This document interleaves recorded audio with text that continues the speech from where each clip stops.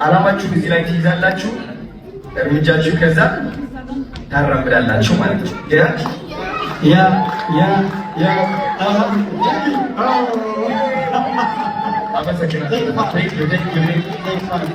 እዚሁ እናቆያለን። እርምጃውን ሲያወራ ነበር።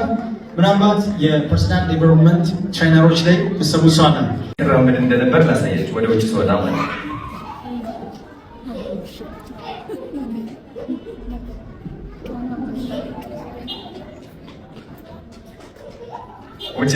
እደበቅ ነበር። ከሰው በታች ነኝ ብዬ አስብ ነበረ። መታየት ያስፈራኝ ነበረ። ይህ ማንነት እኔን አልጠቀመኝም። ወደ ድህነት ውስጥ አስገባኝ። ሰውነቴን አበላሸው። ራሴን እንድጠላ አደረገኝ። ከሰዎች እንድርቅ አደረገኝ። ለ2 ዓመት ሙሉ የማታ ሽፍት ነበር የምሰራው፣ ማታ ማታ። ለምን? ቀን ሰው እንዲያየኝ ስለማልፈልግ አፈርና ፈራ ነበረ። አሁን ደግሞ ስግጥ ብዬ ታባቱ አዲሱ ማንነቴን ገነባሁት ማለት ነው። ህይወታችን የእኛ መስታወት ነው። እኛ የሆነውን እቺ ህይወት ታሳየናለች። መድረስ የምንፈልገው ደረጃ ካለ መጣር፣ መልፋት ወይም ደግሞ ይሄ ላብ በላብ መሆን ሳይሆን እምነታችንና ለራሳችን ያለን አመለካከት መቀየር ነው። ይህ እምነት ደግሞ እያንዳንዷ እርምጃ ከኛ ጋር መሆን አለበት ማለት ነው። ያሁኑ አዶናይ ማለት ነው። ሰው ምን ይለኛል ብሎ አይፈራም። ሁሉም ሰው ያየኛል። አንዳንዱ ሊተርበኝ ይችላል፣ አንዳንዱ ሊሰድበኝ ይችላል፣ አንዳንዱ ደግሞ ሊያደንቀኝ ይችላል።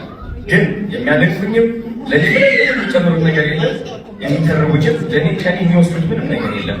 ስለዚህ እያንዳንዷ እርምጃ በሙሉ እምነት እራምዳታለሁ በአዲሱ ማንነቴ ማለት ነው።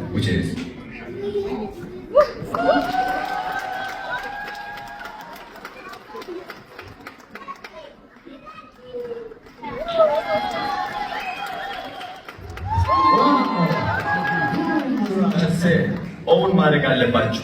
ሰው ሊተርባችሁ ይችላል፣ ግን አዲሱ ህይወታችሁ የምታመጡት እያንዳንዷ እርምጃ በአዲሱ እምነታችሁ በአዲሱ በረከታችሁ መሆን አለበት። ሰው ይተርባችሁ who cares ምን ያመጣል? ምንም።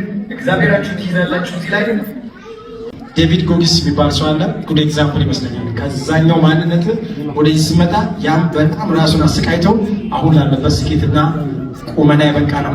የሰውነት ጨዋታ ብቻ ነው። የአእምሮ ጌም ነው ያለው። እስቲ ያለው ጆሲ